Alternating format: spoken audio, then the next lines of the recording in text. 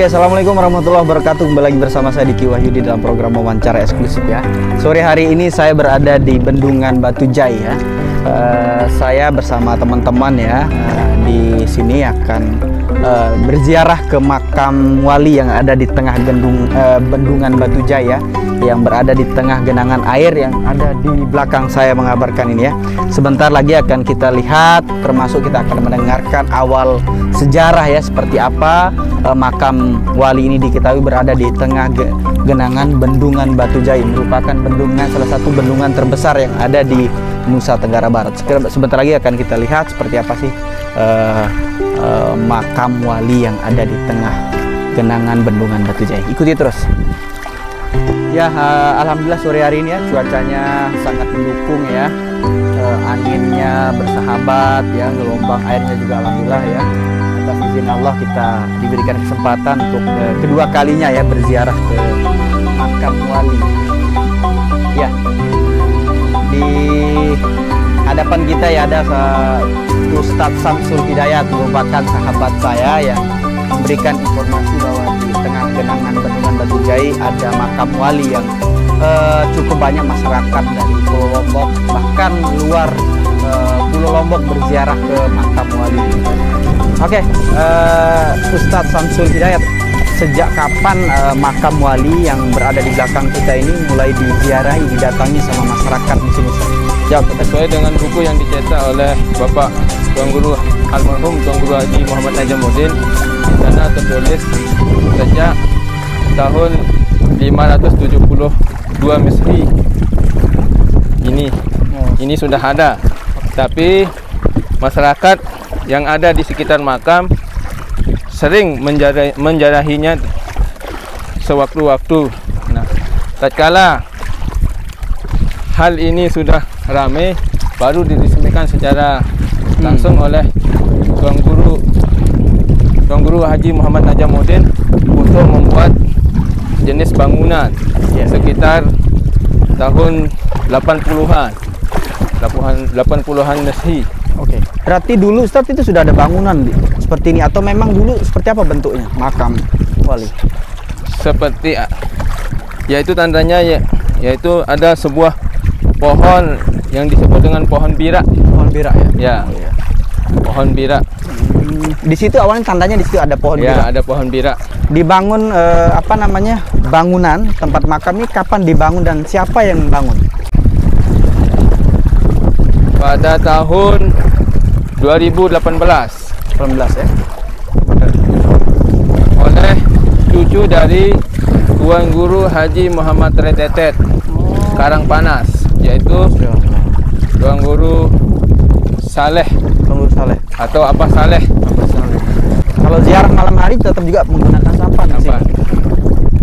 Berarti selama ini memang di tengah genangan seperti ini atau memang baru-baru ini mulai air naik begini?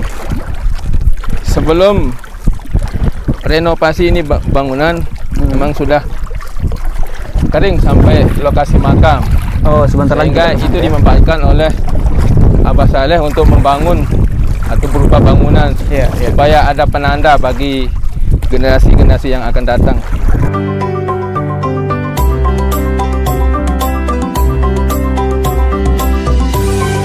Saya sore hari ini sudah berada tepat di pintu masuk makam wali yang ada di tengah genangan Bendungan Batu Jai. Sebentar lagi akan kita masuk ke dalam melihat seperti apa, dan kita akan dengar cerita dari Ustadz Samsul Hidayat untuk menceritakan seperti apa sih awal cerita makam wali ini berada. Ikuti terus.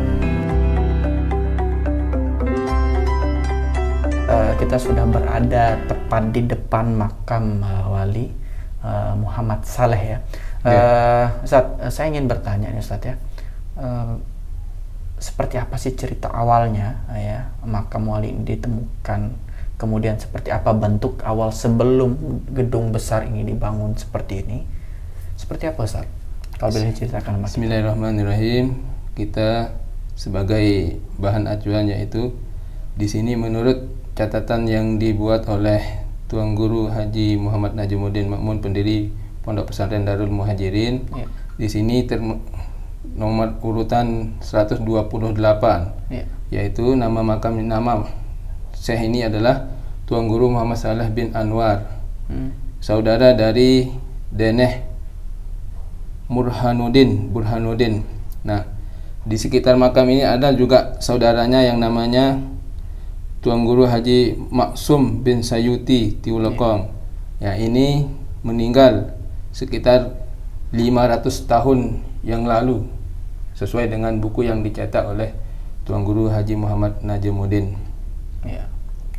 Awal penemuan makam ini adalah di mana ada seorang tokoh yang namanya Haji Muhammad Abdul Majid. Sewaktu-waktu dia melihat cahaya, yang dimana cahaya itu jatuh di lokasi makam ini. Oke, berarti dulu memang ada bentuk makam ya, sekali lagi Ustaz. Oke. Ada apa namanya, batu nisan. Ada batu nisan. Berarti di sekitar makam ini juga ada makam lain. Ada makam lain, ada makam warga yang yang tinggal di sekitar ini.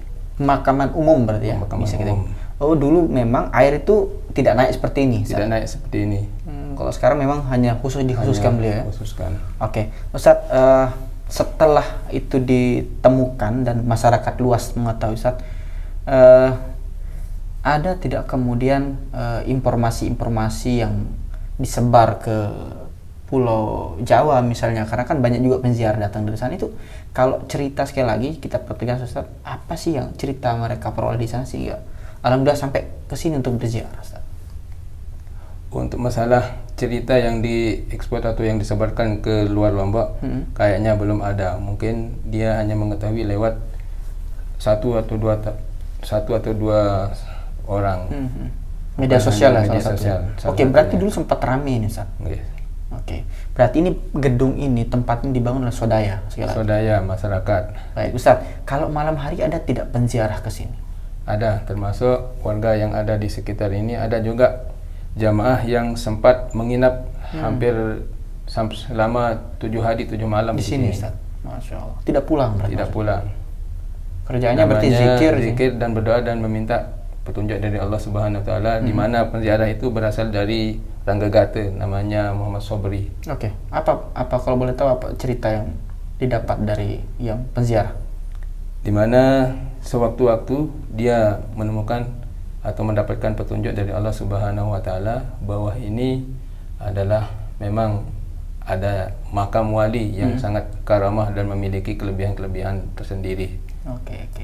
Itu yang diperoleh? Ya, diperoleh melalui mimpi, Ustaz. Mimpi. Ya? Insyaallah.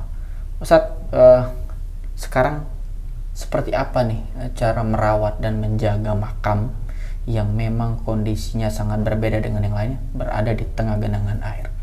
Seperti apa masyarakat, misalnya orang bebas saja bisa berziarah, atau seperti apa modelnya, Ustaz, sebagai masyarakat di sekitar? Ketika kita ingin menjaga kelestarian, otomatis kita akan membuat pembukuan supaya ada orang yang bisa dianggap untuk mendapatkan informasi yang sesuai dengan apa yang dia inginkan. Oke, ke depan apa harapannya, Ustaz, sebagai masyarakat setempat, Ustaz, terhadap keberadaan makam wali yang mungkin sewaktu-waktu akan banyak dikunjungi oleh masyarakat untuk berziarah? Terkait masalah kondisinya yang sangat strategis, di mana kalau bisa kita gunakan sebagai wisata sekaligus tempat berziarah. Wisata religi misalnya. Religi. Oke, Ustaz. Ustaz, kalau informasi-informasi lain yang diperoleh masyarakat sekitar atau tokoh-tokoh agama kita di sini soal keberadaan makam wali seperti apa, Ustaz? Mungkin tadinya warga Ranggagate pernah tidur di sini selama 7 hari 7 malam, kemudian dapat petunjuk dari Allah Subhanahu wa taala bahasanya di sini memang makam wali. Kemudian masyarakat kita sekitar seperti apa sih pengakuan mereka, ya, keyakinan mereka terhadap keberadaan makam, Ustaz? Nah, terkait masalah itu, semua masyarakat yang ada di sekitar makam bahwa percaya bahwa di sana ada makam, dan lebih untuk memperyakinkan lagi, di mana sewaktu-waktu Bapak Tuan Guru Haji Muhammad Najimuddin datang secara tiba-tiba yang ke sini untuk memberi petunjuk bahwa di sini ada makam wali. Ya. Dan sewaktu-waktu diajak ziarah malam atau sore. Baik. Ustaz, biasanya masyarakat yang berziarah ke tempat ini apa saja yang dilakukan sama mereka, Ustaz? Atau ada yang dilarang tidak? Misalnya ya beda-beda cara ziarahnya mungkin. Ada tidak seperti itu Ustaz atau bebas? Pertama dia zikir, doa dan meminta apa yang dihajatkannya. Terus kemarin ada penziarah yang datang dari Mas Bage sambil membawa ayam yang berwarna putih. Nah, ini tidak menyalahi aturan yang ada di agama kita, sehingga kita tidak melarangnya, bahwa mungkin itu sebagai hajatnya pribadi. Berarti dipotong di sini, sekitar sini. Baik, itu dia ya cerita sedikit dari keberadaan makam wali yang berada di tengah genangan ya, Bendungan Batu Jai, yang mungkin masyarakat juga masih banyak yang belum tahu soal keberadaan ini ya. Kita akan mengikuti proses ya ziarahnya. Mungkin kita akan zikir sebentar di sini Ustaz ya, dan mohon diberikan kita kesehatan semua ya oleh Allah tentunya. Ikuti terus ya.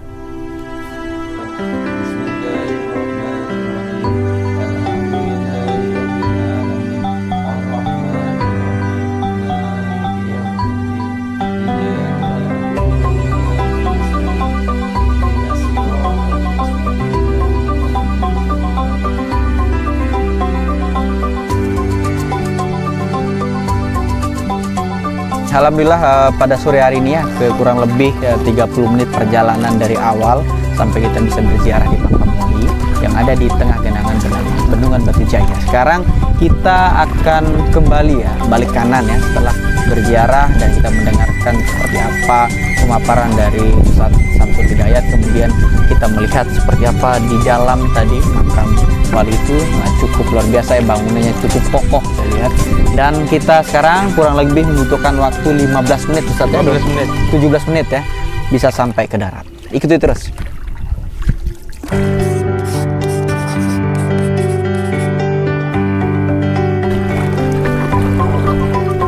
Ya cukup sempat tawaf tadi sampahnya ya.